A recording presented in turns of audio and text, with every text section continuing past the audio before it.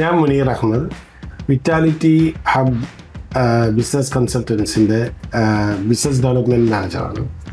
And ഇത് Shabeer. Hi, Shabeer Bhai ഇത് economic ഫീൽഡുമായിട്ട് ബന്ധപ്പെട്ടിട്ട് അറൌണ്ട് 10 years അല്ലേ? 10 years ഈ ഫീൽഡിലാണ്, ലൈസൻസിങ്ങും കമ്പനി ഫോർമേഷനും ഒക്കെ ആയിട്ട്. അപ്പം അങ്ങനെ എന്താണ് ഇപ്പോഴത്തെ മാർക്കറ്റിലെ ബിസിനസ്സിൻ്റെ ഒക്കെ അവസ്ഥ? ഇപ്പം എല്ലാവരും ഫോക്കസ് ചെയ്യുന്നത് ഫ്രീ സോൺ ആൻഡ് അതാണ് ചോദ്യം വരുന്നത്. ഇപ്പോഴും ഞങ്ങൾക്കിപ്പോൾ ഒരു ഫ്രീ സോണിൽ തുടങ്ങിയാലോ മെയിൻലാൻഡിൽ തുടങ്ങിയാലോ വാട്ട് ഈസ് ദ ബെനിഫിറ്റ് എന്നാണ് ചോദ്യങ്ങൾ വരുന്നത്. കുറേ ആൾക്കാർ പറയുന്നത് ഫ്രീ സോൺ തുടങ്ങി കഴിഞ്ഞാൽ വിസൻ്റെ ചാർജസും കമ്പനി ഓപ്പണിംഗ് ചാർജസും വളരെ അധികം കുറവാണെന്നാണ് പറയുന്നത്. അതേപോലെ മെയിൻലാൻഡിൽ തുടങ്ങുമ്പോൾ കുറച്ച് ലൈസൻസ് തുടങ്ങാനുള്ള എക്സ്പെൻസ് കൂടുതലാണ്. അപ്പോൾ എൻ്റെ ഒരു ഫ്രണ്ട് ഇന്നലെ ചോദിച്ചു, സാറാം ഗ്രൂപ്പ് കമ്പനി ഞങ്ങളിവിടെ സ്റ്റാർട്ടപ്പ് ചെയ്യാൻ ഏറ്റവും കൂടുതൽ നല്ലത് ഫ്രീ സോൺ ആണോ മെയിൻലാൻഡാണോ? അപ്പം അതിനെക്കുറിച്ചുള്ള അതല്ല, ഗുഡ് ക്വസ്റ്റ്യൻ ആണ്. ആക്ച്വലി അത് വന്നിട്ട് എങ്ങനെയാണെന്ന് വെച്ചാൽ free zone 4 type free zone ഉണ്ട്. ദുബായിൽ DMCC അല്ലെങ്കിൽ ജാബ്സ ഫ്രീ സോണ്, അതുപോലെ ഹമരിയ ഫ്രീ സോൺ, ഇതുപോലെയുള്ള ഫ്രീ സോണുകളൊക്കെ കുറച്ച് എക്സ്പെൻസീവാണ്. കാരണം അവർ എസ്പെഷ്യലി ഓഫീസ് സ്പേസ് എടുത്താൽ മാത്രമേ ലൈസൻസ് കൊടുക്കുകയുള്ളൂ എന്നുള്ളതിൻ്റെ പേരിലാണ് ആ എക്സ്പെൻസീവ് ആവുന്നത്.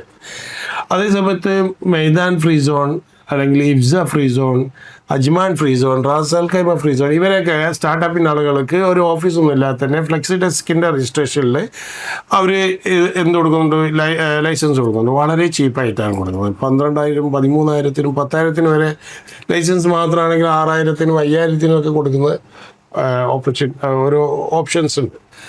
അപ്പോൾ ഫ്രീ സോൺ എടുക്കുന്നവർ എന്താ മനസ്സിലാക്കേണ്ടത് വെച്ചാൽ free zone actually free zone import and റീ എക്സ്പോർട്ടിനാണ് മെയിനായിട്ട് ഫ്രീ സോൺ ഫോം ചെയ്തിരിക്കുന്നത്. അപ്പോൾ ഒരു ട്രേഡേഴ്സിന് എപ്പോഴും ഫോറിൻ കൺട്രിയിൽ നിന്നും ഗുഡ്സ് വരാനും അതുപോലെ ഗുഡ്സ് മറ്റ് കൺട്രിയിലേക്ക് സെയിൽ ചെയ്യാനും അത് ഏറ്റവും ബെസ്റ്റ് ഫ്രീ സോണാണ്. ആ ഗുഡ്സ് പുറത്ത് വരാതെ തന്നെ അവർക്ക് അത് ഡിഫറെൻറ്റ് കൺട്രിയിലേക്ക് സെയിൽ ചെയ്യാൻ വേണ്ടി അത് യൂസ് ചെയ്യും. അപ്പോൾ അതാണ് ഏറ്റവും കൂടുതൽ ബെനിഫിറ്റ്. പിന്നെ പ്രൊഫഷണൽസിനൊക്കെ അവർ കൊടുക്കുന്നുണ്ട്. പ്രൊഫഷണൽ എന്ന് പറഞ്ഞാൽ ഒരു ലൈസൻസ് പ്രൊഫഷണൽ ഏത് ഫ്രീ സോണിൽ ഉണ്ടാണെങ്കിലും ഓൾ ഓവർ UAE അവർക്ക് ആ പ്രൊഫഷണൽ ആക്ടിവിറ്റീസ് ചെയ്യാം. അതിന് റെസ്ട്രിക്ഷൻ ഇല്ല. പക്ഷേ ഓഫീസുകൾ ഇടാനുള്ള പെർമിഷൻ ഇല്ല എന്ന് മാത്രം. അതുപോലെ ട്രേഡേഴ്സിനും ഓൾ ഓവർ UAE അവർക്ക് ട്രേഡിങ് ചെയ്യാം, ഔട്ട് ഓഫ് UAE അവർക്ക് ചെയ്യാം. പക്ഷേ ഫ്രീ സോൺ ലൈസൻസ് എടുത്ത ഒരാൾക്ക് പുറത്ത് മെയിൻലാൻഡിൽ എവിടെയും ഷോപ്പ് ഇടാൻ പാടില്ല, ഓഫീസ് ഇടാൻ പാടില്ല. ആകെ ഈ കൂട്ടത്തിൽ മൈദാൻ ഫ്രീ സോൺ മാത്രമാണ് ഇപ്പോൾ ഷോപ്പ് ഇടാനും ഓഫീസ് ഇടാനുള്ള NOC കൊടുക്കുന്നത്. അത് എക്കണോമിക്കിൻ്റെ വിത്ത് ബെനിഫിറ്റ് പെർമിഷൻ NOC കൊടുക്കുന്നുണ്ട് അവർ.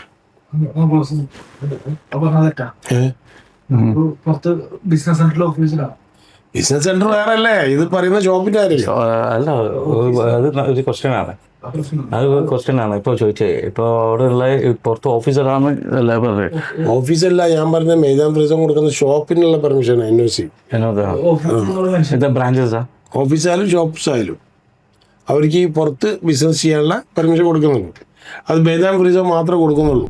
അപ്പം ഇനി മെയിൻലാൻഡിൽ നേരത്തെയൊക്കെ ആണെങ്കിൽ സ്പോൺസർ ഇല്ലാതെ ഒരു ലൈസൻസ് എടുക്കാൻ കഴിയില്ലായിരുന്നു. ഇപ്പോൾ 100% LLC ആയിട്ട് കിട്ടുന്നുണ്ടല്ലോ. മുന്നേ ഒരു സ്പോൺസർ വേണം, ഒന്നിക്ക് വക്കീൽ ഹിദ്മ ആയിരിക്കണം, അതായത് മറ്റേ സിവിൽ കമ്പനി.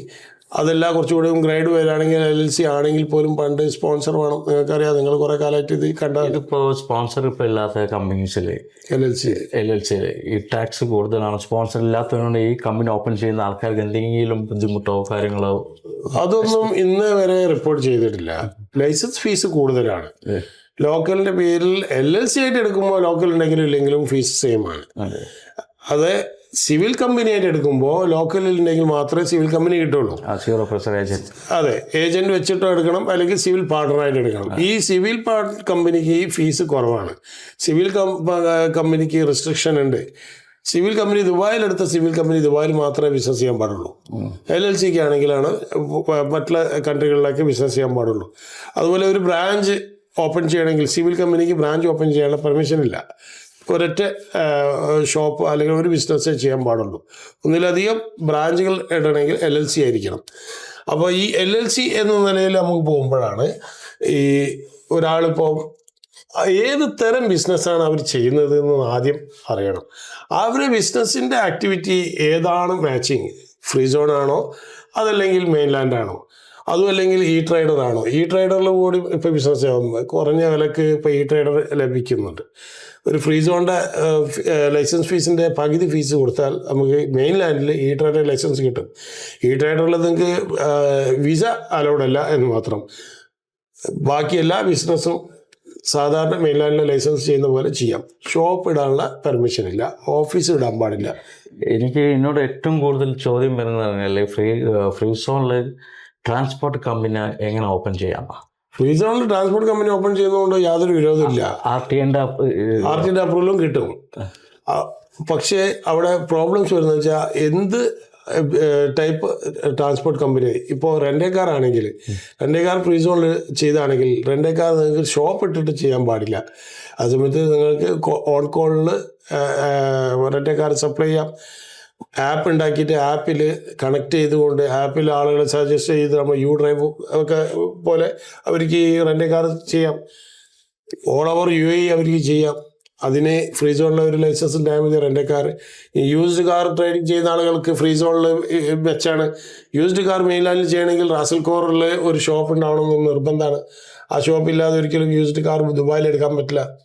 അങ്ങനെ ഇരിക്കുമ്പോൾ ഷാർജയിലാണെങ്കിലും ഒരു പർട്ടിക്കുലർ ഏരിയയിൽ ഷോപ്പ് എടുത്താൽ മാത്രമേ യൂസ്ഡ് കാർ പെർമിഷൻ ഉള്ളൂ. ഫ്രീ സോണിൽ നിങ്ങൾക്ക് അതിൻ്റെ ഷോപ്പില്ലാതെ തന്നെ അവിടുത്തെ ഫ്ലെക്സി ഡെസ്കിൻ്റെ മേലിൽ നിങ്ങൾക്ക് ലൈസൻസ് എടുക്കാൻ പറ്റും.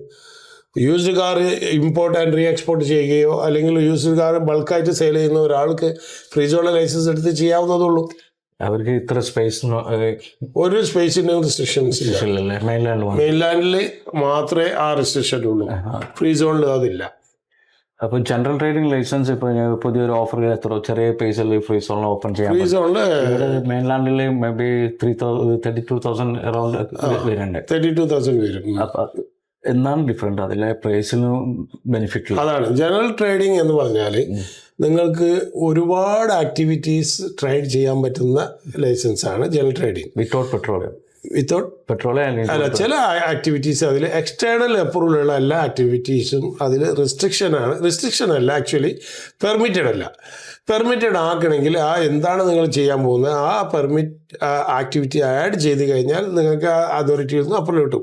ഫോർ എക്സാമ്പിൾ പെട്രോളാണ് ചെയ്യണമെങ്കിൽ ജനറൽ ട്രേഡിങ്ങിന് കൂടെ ആ പെട്രോൾ ആക്ടിവിറ്റി അതിൽ ആഡ് ചെയ്യണം. ആഡ് ചെയ്ത് കഴിഞ്ഞാൽ നിങ്ങൾക്ക് അതോറിറ്റിയിൽ നിന്ന് അപ്രൂവൽ എടുക്കാൻ പറ്റും. ആഡ് ചെയ്യാതെ എനിക്ക് പെട്രോൾ ആക്ടിവിറ്റി ചെയ്യണം എന്ന് പറഞ്ഞിട്ട് നിങ്ങൾ അതോറിറ്റിക്ക് കൊടുത്താൽ അപ്രൂവൽ കിട്ടില്ല. ഗോൾഡ് ട്രേഡ് ചെയ്യണമെങ്കിൽ സീറോ അപ്രൂവൽ വേണം. അപ്പോൾ സീറോ അപ്രൂവൽ ചെയ്യാൻ ജനറൽ ട്രേഡിംഗ് ലൈസൻസ് ആയിട്ട് ചെന്ന് കഴിഞ്ഞാൽ സീറോ അപ്രൂവൽക്ക് തരാൻ കഴിയില്ല, അവർക്ക് ആക്ടിവിറ്റി ഇല്ലാത്തതിൻ്റെ പേരിൽ. അപ്പോൾ ആ ആക്ടിവിറ്റിയിൽ ജനറൽ ട്രേഡിങ്ങിൻ്റെ കൂടെ ഗോൾഡ് ട്രേഡിംഗ് ആഡ് ചെയ്താൽ ഫ്രീ സോൺ ലൈസൻസ് എടുത്തു കഴിഞ്ഞാൽ നിങ്ങൾക്ക് ഇതിന് എക്സ്ട്രാ ആക്ടിവിറ്റീസ് ഒന്നുമില്ല. പക്ഷേ എക്സ്റ്റേണൽ അപ്രൂവൽസ് എടുക്കണമെങ്കിൽ ഇതുപോലെ തന്നെ ആക്ടിവിറ്റി ആഡ് ചെയ്യണം ഫ്രീ സോണിലും. ജനറൽ ട്രേഡിങ്ങിൻ്റെ ആകെ ബെനിഫിറ്റ് എന്ന് പറഞ്ഞാൽ ക്ലോത്ത്, ചില ഫുഡ് ഐറ്റംസുകൾ, ചില ഫർണിച്ചർ, ഹോം അപ്ലിക്കേഷൻസ്, ഇങ്ങനെയുള്ള ഐറ്റമുകൾ, ജനറൽ ആയിട്ടുള്ള ബിൽഡിംഗ് മെറ്റീരിയൽസ് എല്ലാം അതിൽ ചെയ്യാൻ പറ്റുന്നതാണ്. ഈ വക ആക്ടിവിറ്റീസ് എല്ലാം തന്നെ നമുക്ക് ഫ്രീ സോണിലെ ലൈസൻസിൽ ചെയ്യാം.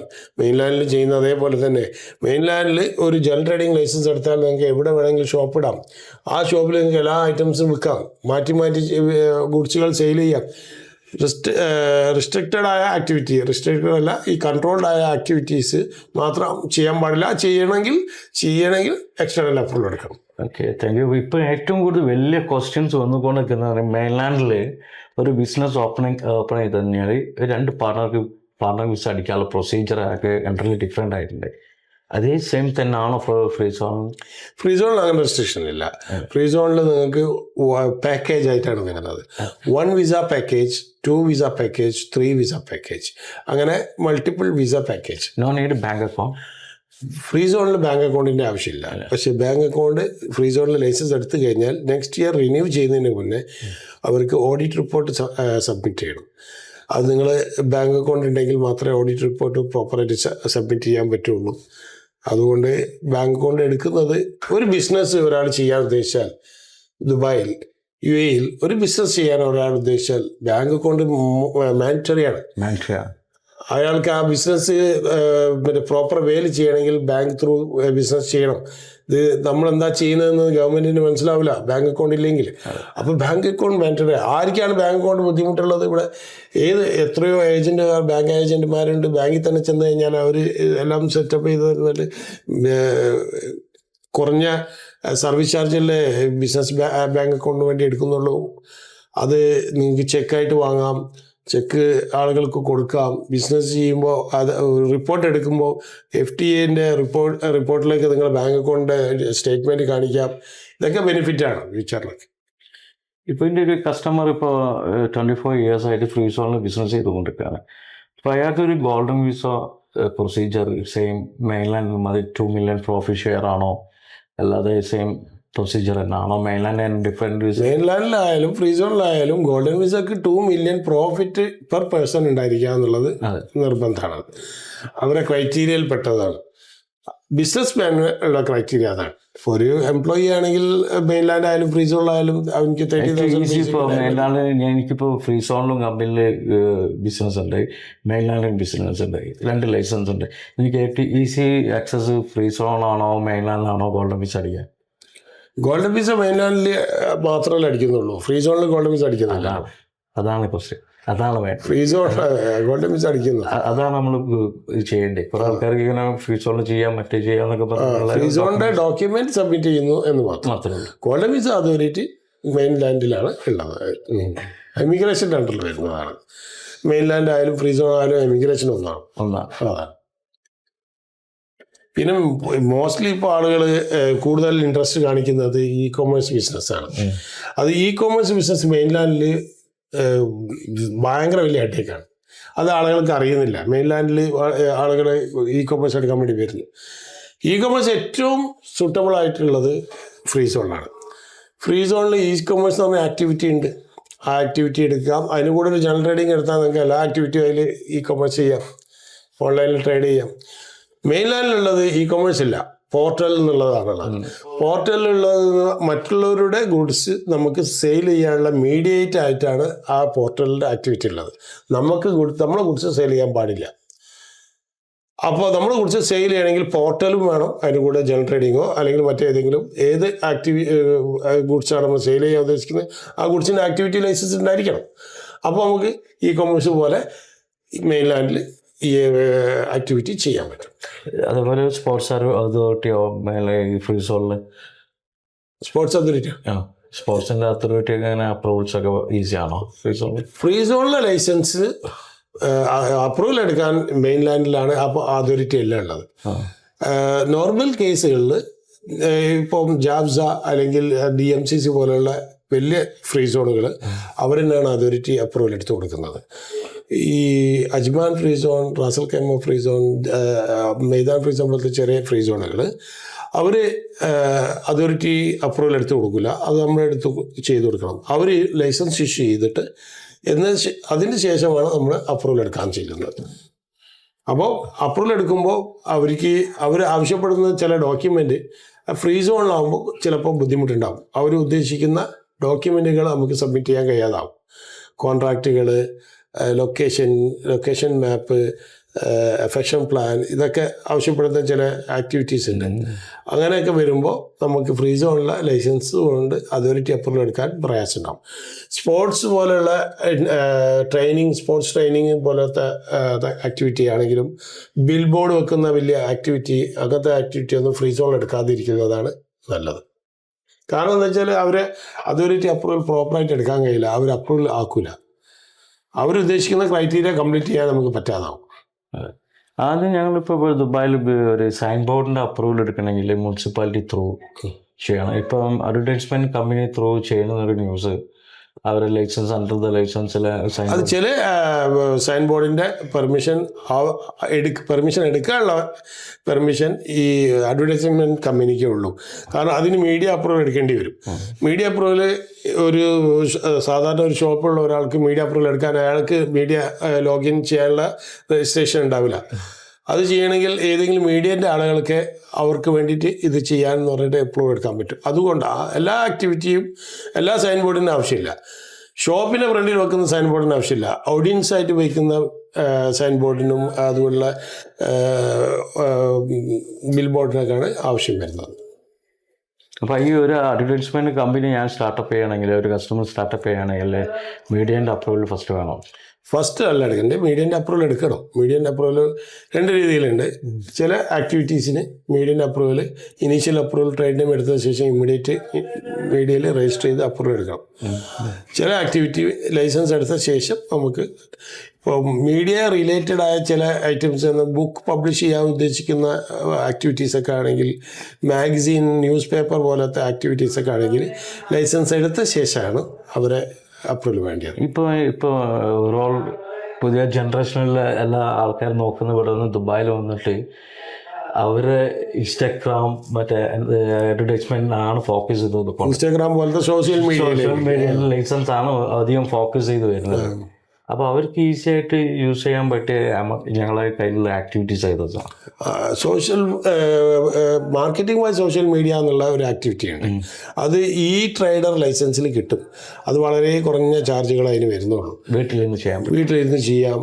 ഇനി പാർട്ട് ടൈം ആയിട്ട് എവിടെയെങ്കിലും വർക്ക് ചെയ്യുന്ന ഒരാളാണ്, അയാൾക്ക് പാർട്ട് ടൈം ആയിട്ട് എന്തെങ്കിലും ചെയ്യണമെങ്കിൽ ഈ ട്രേഡർ ഉപയോഗിച്ചിട്ട്. ആക്ടിവിറ്റി പോർട്ടലാണോ? പോർട്ടലല്ല, അതാണ് confusion. Social media marketing why social media എന്നുള്ള ആക്ടിവിറ്റി ഒരു ആക്ടിവിറ്റി അല്ല ഈ ട്രേഡറിലുള്ളത്. ഈ ഓൾമോസ്റ്റ് 10-40 ആക്ടിവിറ്റീസ് ഉണ്ട്. ഫാഷൻ ആക്ടിവിറ്റി ഉണ്ട്, IT റിലേറ്റഡ് ആക്ടിവിറ്റീസ് ഉണ്ട്, അതുപോലെ ടൈലറിങ് ആക്ടിവിറ്റീസ് ഉണ്ട്, വെബ് ഡിസൈൻ, നിങ്ങൾ പറഞ്ഞ വെബ് ഡിസൈൻ ആക്ടിവിറ്റീസ് ഉണ്ട്. അങ്ങനെ ഒരുപാട് ആക്ടിവിറ്റീസ് അതിലുണ്ട്. അപ്പോൾ ഈ ട്രേഡർ എന്ന് പറഞ്ഞാൽ പ്രൊഫഷണലായിട്ട് മാത്രമേ കിട്ടുള്ളൂ, ട്രേഡിങ് കിട്ടില്ല. ട്രേഡിങ് ചെയ്യണമെങ്കിൽ ലോക്കലിൻ്റെ പേരിൽ മാത്രം 100% ലോക്കലിൻ്റെ പേരിൽ ഈ ട്രേഡർ ആക്ടിവിറ്റി ട്രേഡിങ്ങിന് കിട്ടും.